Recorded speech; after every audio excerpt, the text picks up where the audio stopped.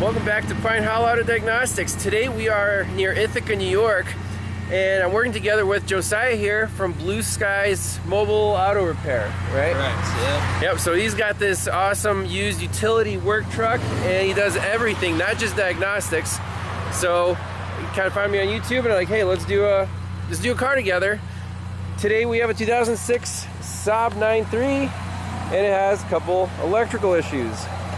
The gauges, fuel gauge doesn't work, and then what else? The speedometer, right? Speedometer, and the odometer is not counting miles. So, so two gauges that we're worried about. Let's plug in the scanner, see what codes we have, and go from there.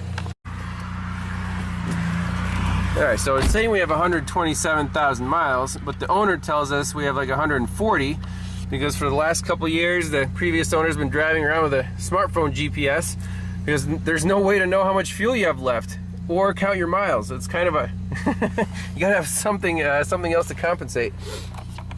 In the ABS menu, so why are we going to ABS? Well, we did some homework on, what do you use, ALLDATA or Mitchell? I use Protoman. Protoman, okay. So yeah, look up some information. Where does the speedometer get its information from? Or the instrument cluster? Well, that gets its speed reading from the ABS module. That's how Saab does it. And we have some codes in the ABS system. Now, in the service info, it said we need the, I think, the left front and the left rear wheels to be operational for this speedometer to work. And we have codes for right rear wheel speed sensor and left rear wheel speed sensor. So that code right there could cause the speedometer not to read anything, because the ABS module says, you know, we can't see the left rear wheel speed, and we need to know that to give the computer a speed signal. So we'll take it for a test drive, and then once we verify that we have no signals from those sensors, we can jack it up. You do a visual inspection. I mean, this is a upstate New York car, so if the sensors are rusted and crushed or something, it wouldn't be surprising.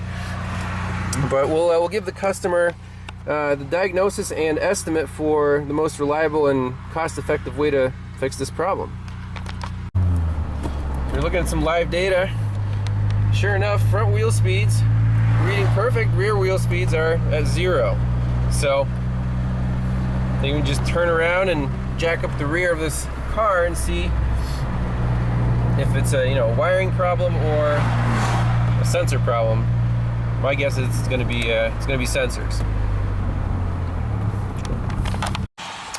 Okay, so we have a little test setup. So we're suspecting the sensor in the wheel hub is shot. The bearing itself is fine, but the sensor's not reading anything. How do we verify that the connector, the harness, and the ABS module are still good? Well, easiest way to do this, and it doesn't matter what kind of sensor you have, is plug in a known good sensor into the harness for the suspected bad one. In this case, the only two sensors that are showing wheel speeds are the front wheels. So I have the AES wave adapter coming from the sensor side. This is unplugged now, through the power probe extension and going to the harness for the left rear wheel right here. When we spin this wheel, we should see a signal on the rear left. Let's see if that happens. We do not see anything on the left rear, and we saw something on the front right. Man, it's loud here. Because the other wheel was spinning, but we put a chock under it so it wouldn't spin. So I think if there's a code stored for a wheel speed sensor, you will not get live data from the ABS module. It basically says, hey, we're not looking at the sensor anymore because we flagged it as troublesome. So read fault code. We should have 3 codes now. Right rear, opener short to ground. Left rear, opener short to ground. And left front speed sensor circuit. Okay, so let's just clear these out, and I want to see if the left rear comes back, because now it's connected to the left front sensor. Clear fault memory. Yes. Turn engine off, ignition on. Yes. Clear fault memory completed. Okay. Read fault code one more time. Verify that. And left rear wheel speed sensor circuit open to ground, left front wheel speed sensor, right rear. So did the same 3 codes come back? Let's go to live data again. Sometimes the codes won't clear until you drive the vehicle. That's another variable. Just look at the wheel speeds here and see if anything changed. So our forward wheel speeds, okay. We're going to spin this tire.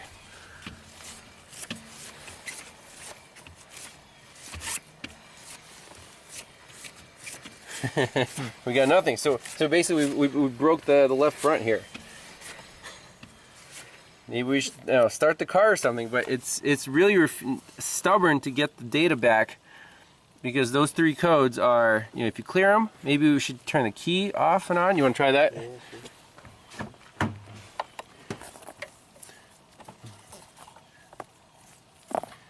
Gotta reboot the module. Okay, that's key on now. Yep. Let's look at the trouble codes. Read fault code, and so stubborn.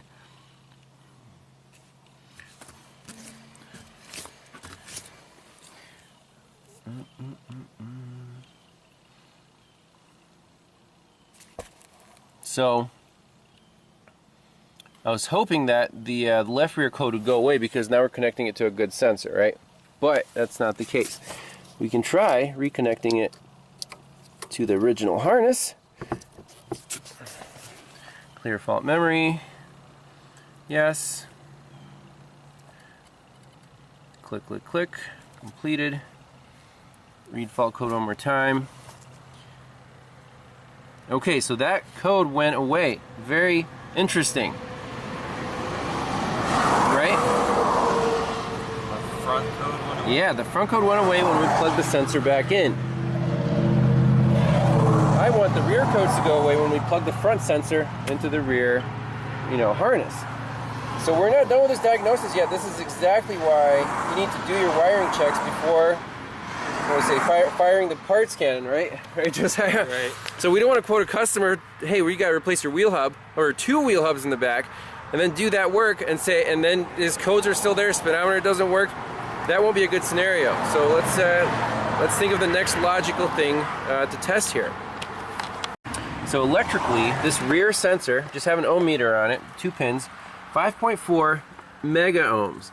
That's basically open circuit. That's why we have a circuit fault code. Let's measure the resistance of the front sensor. That's still good. And I'm assuming that the resistances of all the sensors should be the same. So we can simulate that we have a good sensor back here. I just want that code to disappear and have this thing think that we have no wiring problems. So on the front sensor, see, it's connected, we have 8.7 mega ohms. What does that tell you? That tells you this is not a regular variable reluctance sensor with a little coil of wire. This is fancier. So in this case, I want to put a scope on the actual signal wires coming from the the left front. That's a known good. See what the signal looks like, and then we could try feeding the signal into the back. That actually means that the 2 wires are not interchangeable. That's also key. On a VRS type, you can switch the wires around and it wouldn't make any difference. So this is a more complicated system than your, old Chevy trucks with the, what was it, unattended ABS activation. Yeah. Yep.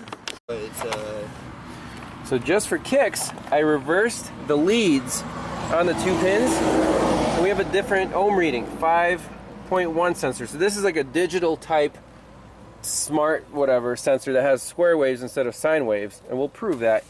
But even a resistance reading could get you in trouble here if you don't know the specs. We don't have a known good. So actually it looks like there's nothing wrong electrically with the rear sensor. Surprising. Alright, so we're bringing out the big guns. Picoscope is coming out to play 2 channels.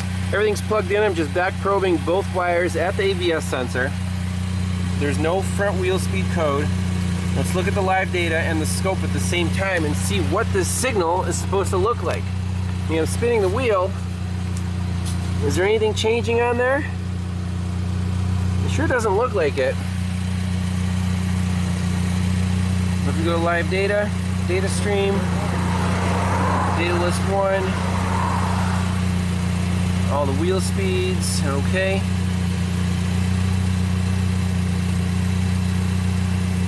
So right now, front left should read, and that's going to be front left right there. It does read. So why are we not seeing anything on our oscilloscope? We got the ground tied to the battery ground there. Everything's tied in. I mean, we have battery voltage on channel 2 in this one. So what is going on here? Left, Possibly the left rear and the right front? oh, there we go. Our blue channel wasn't making a good contact. There we go. Okay, I like that. So let's go back to regular DC coupling and go up to 20 plus or minus 20 volts. We can drop channel A to plus or minus 10 volts. So the bias is right around 2. Spin the wheel, we get that. So 1 to 2 volt square wave on the lower of the 2 signals. One of them is just a power, like a power feed, and the other one is the signal wire. So never actually seen this wiring layout on a 2-wire sensor before, but that's why we have scopes, and then that's how you learn. We'll at least save that waveform and see what's going on in the rear. Do we have 12 volts back there? And on the signal wire, if we feed it in, we should see, you know, the ABS module should see that signal. So if you don't have the, you know, $2,000 Pico kit, an interesting alternative is the AES-Wave U-scope. Now it's a 1-channel mini scope, but hey, it shows the signal just fine, and you can at least see if it's there. Now, it would be nice to have 2 channels so we can do this, you know, signal wire and the other wire at the same time. But, you know, for something in a pinch, this is actually pretty cool. So, yeah, this is live data, right? Yeah. We're spinning the wheel. Boom. It's actually pretty crisp. It's a crisp screen on there. Here, turn up the voltage scale. Yep, so it's 5. Oh no, go down the other way. Go to like 1 volt per division. Oh, okay. There we go. Yep. Now, how much of that, can you just save 1 screen at a time, or does it save like multiple screens? I think it's 1 at a time. I'm not exactly sure. Okay. Yeah, we might have to look in the owner's manual, but there you go. There's the U-scope in action. All right, so now we have the exact same setup on the left rear wheel. 2 wires, back probed, everything's connected. Here's our old capture, so let's just hit play and record what we see on the back. Okay, so we see 0 and 0. Well, how about that? Nothing. And our battery voltage is, you know, our scope's connected to battery negative, that's fine. Let's double check our connectors. We are back probing here, but I don't see a 12 volt feedback here. That's not correct. If we unplug the sensor and just measure on the harness side, we don't have anything useful.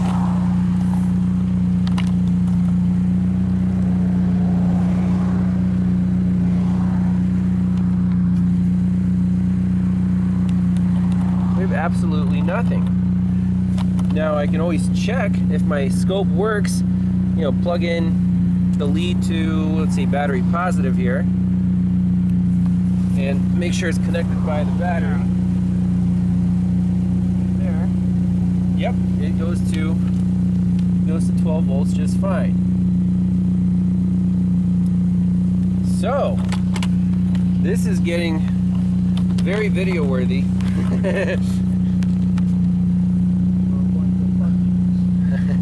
Yep. So this thing might not need 2 wheel hubs. So we have absolutely nothing. We have 0 on both wires in the back. No 1 volt, no 2 volt. That blows my mind. So there's a blue and a brown here. I'm wondering what would happen if we actually feed, you know, one of those should be 12 volts. What if we feed a light, you know, a safe 12 volt through like a little test light and see what happens? Maybe the sensor will come back to life and the computer will see the signal. Maybe we're just missing a power feed. So, a twist of interesting twist here. So let's, you know, we have 0 volts on both wires, right? Like, it can't hurt to just feed 12 volts through a little test light to that wire that should be a 12 and see what happens. Will the sensor come back to life? Well, look at that. So we're battery voltage on the red trace, and if we turn down our baseline, we're at about 2 volts on the signal. And if we turn the hub, we get a nice digital signal here from 1 to 2 volts. And I'm pretty sure the car is going to read it on the scanner, which is right here. Left rear speed right there. Boom. Does that mean the right side's working too? The right side is probably going to be the same exact situation. So why are we missing a 12 volt you know, feed to this sensor? The signal wire is perfect. So if we can restore the 12 volts to these right or the rear sensors, the speedometer should be fixed, the ABS lights should be fixed, and this might be no parts required. It's either going to be really, well, it might not be easy to find where the wire is broken or whatever, or it could be a module problem in the ABS module, but it looks like we can do a simple bypass in this case. We won't need an ABS module. Okay, so at the ABS module, we have our left rear wheel speed sensor, blue and black and blue. That would be these 2 wires right here. We got them back probed, keys on. Let's see what we have on our scope. Okay, so just like it was at the sensor, these lines are both 0 at the ABS module. So let's take our test light from battery positive, feed the red channel 12 volts, see what happens. We got 12 volts. I'm going to spin the wheel. No, we don't see anything on there. Let's make sure we're on the right wire. I'll feed the other channel 12 volts, and that's nothing really changed. So something's different here versus at the wheel, isn't it? Alrighty, so we have a signal on the right rear wheel, just a little bit more, at the ABS module. Great. However, the second channel, the 12 volt whatever feed or output, is not there, even though we're feeding this sensor 12 volts through a test light. How about that? So what does that mean? What does that mean, Josiah? If we have 12 volts here feeding into the sensor on that harness, and we have 0 volts on the scope up at the module, and the light's not lighting. Keep in mind the light is not lit. What is that? Okay, we got to be continued next week. To be continued. It means the 12 volt supply is not there from the ABS module to the sensor. Okay, so is the ABS module not putting out 12 volts, or is there a broken wire and it's not getting from the module to here? Well, the ABS module is not putting out 12 volts because your back probe rate is yep, that's one correct answer. However, you would expect if the wire was continuous, right, and we're feeding it 12 volts here, shouldn't you see 12 volts up there too? Yes. So could we have two problems? Could we have broken wires and a module that's not putting out 12 volts? I think that's unlikely. Right now, all I know is if that wire is continuous, we should see 12 volts over there because we're feeding it 12 volts here. test light's not lighting, it's not short at the ground. What the heck are we, you know, why are we not seeing 12 volts at the module? But we are to the front, right? From the Yes. module to the front. Yes, one's on the front ones. So part of the module is working. On the front ones, let's look at the wiring diagram one more time. So right front wheel speed on right front hub, and left front wheel speed on left front hub. The wires are right next door, pins 20 and 19. So on the scope, let's move our red channel to pins 20 and 19. That's what I was saying, right? Because we know the fronts are working, you put them on the back and they're working. Now let's move the red channel. Okay, so that is the signal for the left front, correct? Yes, it is. And now what's the power feed for the left front? One more over. It's 12 volts. So we got 12 volts, we got good signal, we got missing 12 volts to the rear sensor, we got a good signal from the rear sensor with the bypass, you know, test light in place. So my question is, now what's the easiest way, Josiah, to verify a wiring? Like, let's say we think we might have an open wire, right? What's the easiest way to eliminate that, or say yes or no, like fork in the road? You can disconnect the connector, Mm-hmm. give it power, check We can just back there. we just or basically can- we have or back can- probes. Yep, we have an extension. Or we can basically We'll just make a wire yeah. from the module to the sensor, the one that we think is broken. See if everything comes back to life. If it does, we're chasing a broken wire. Easy as that. So all we did was, we used to have this extension lead from battery positive. I just put it right on the 12 volt feed from the module to the sensor. And look at that, it's back to life. Key off, key on, the module reset. We have a good signal, we have a good 12 volt feed. If I remove the jumper, if I remove this, look what happens to our signal. And boom, goes right to 0. So that confirms that we do have an open wire on that 12 volt feed from here to the left rear sensor. Now what about the right rear sensor? Well, might be the same issue. What are the chances of 2 broken wires at the same time? Kind of unlikely, but if they're in the same spot, nicked in the same place, it is possible. Because we haven't even touched the right rear yet, right? So we're doing a continuity check now. We just got the module unplugged. We're going from the blue to the blue-black wires. Put our meter right here where we can see it. And there's a bulk connector right here.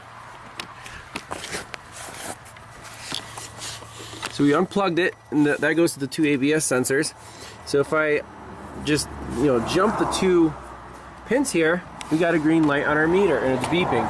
If I unplug the light, or the wire, boom, no continuity. So we're good from the module to this harness connector right here.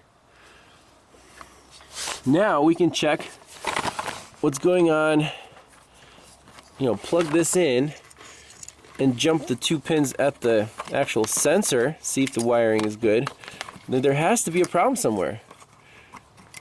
I'm sure of it, because if you have a constant 12 volts and something rubs through it a little bit, you're going to get green crusties. I mean, you look how rough this car is underneath here. Not be surprised in the least.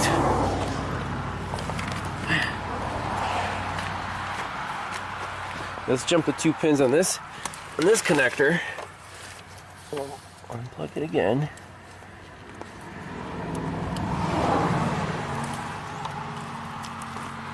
So just jump, jump those 2. Yep, and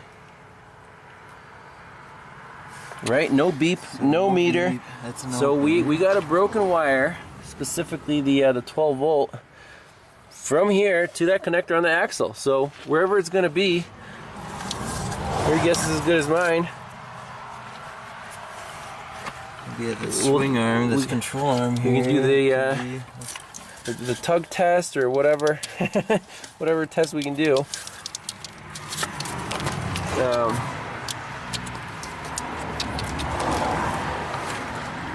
Let's figure out which wire it is, and then we'll tug it real well.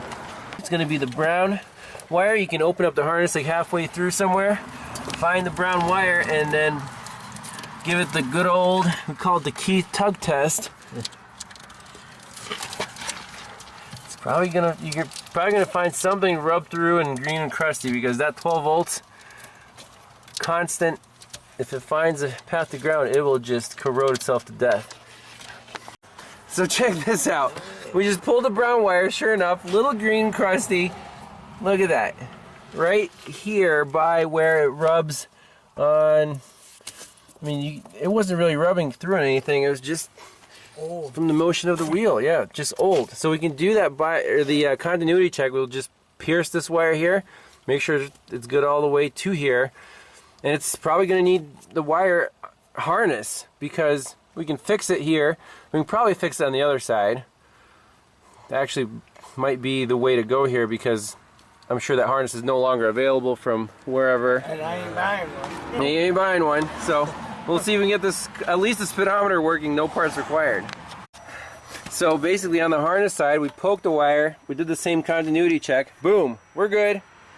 So let's just fix that up.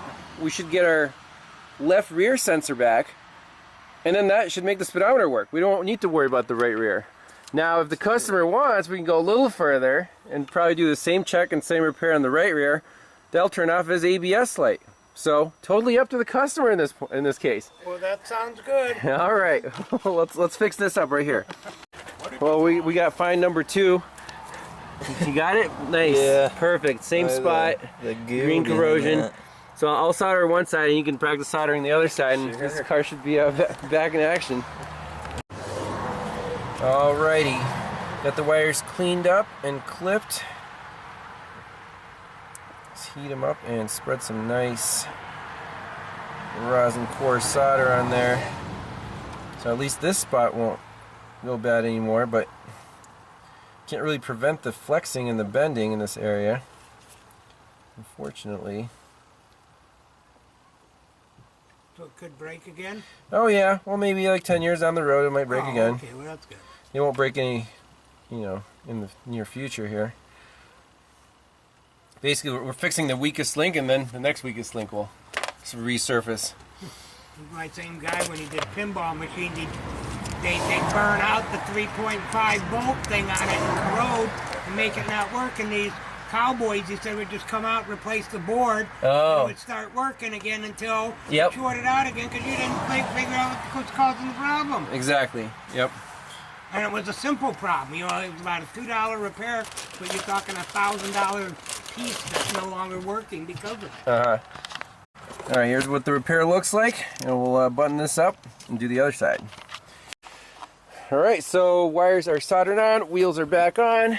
Let's jump into our ABS and clear the codes and see if anything comes back. Clear fault memory. Yes. Yes. Okay, I think everything's plugged in, right? Clear fault memory completed. Read fault code. Rear right wheel speed sensor circuit open short to ground. Dang it! How? Did you pull both wires over there? Well, let's see. Let's start up.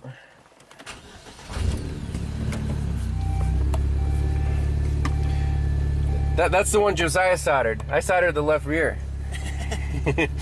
No, just kidding. I actually soldered that one too. After, let's see here. So let's read data stream and graph all the wheel speeds. Boom, boom, boom, boom. Okay.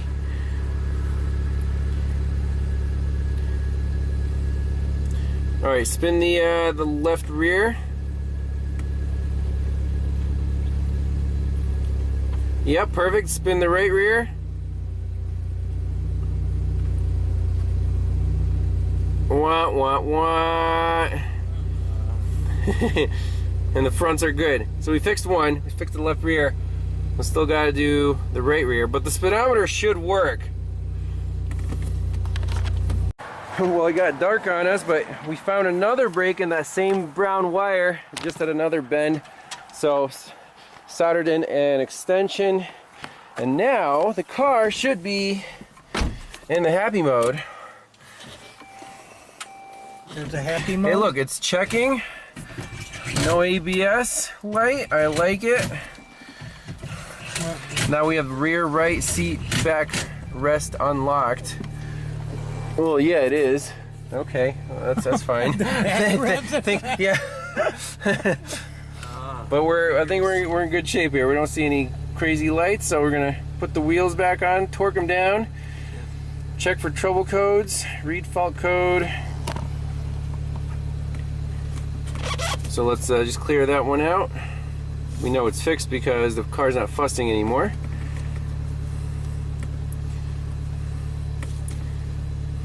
Okay. Woohoo! No trouble codes.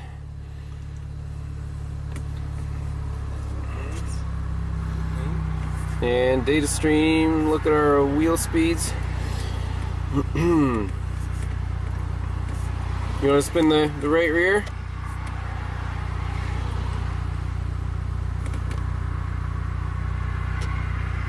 There it is. 4 miles an hour, sweet. All right, let's take it for a quick test drive and get out of here.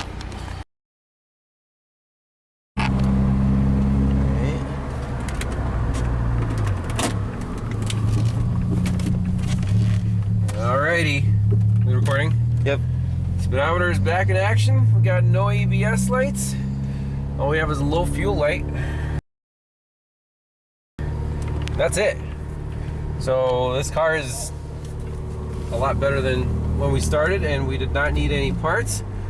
We did need some diagnostic procedures that weren't as straightforward as some other ABS systems. But so if you have a Saab, check your rear wiring sub-harness on your axle for the ABS.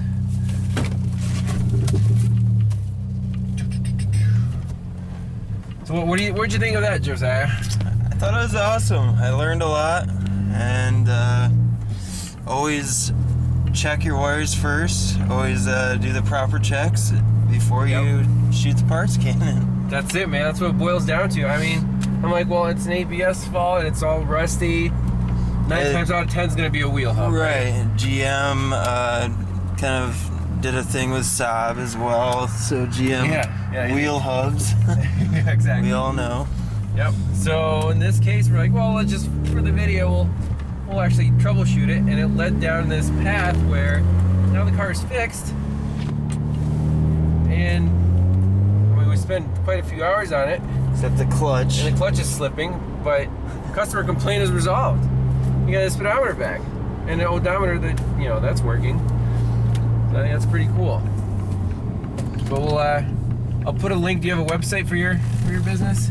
Oh yeah, it's Blue Skies Mobile Auto Repair.com. Yep. So I'll put the link in the description, and maybe we'll do some more videos later. But hey, it works. You do the other blinker? Okay. Yeah, I think we're good. He's concerned about the blinker now. Yeah. Owner's happy. Speedometer works perfect. We got no warning lights. How about that? Oh look, it's not moving.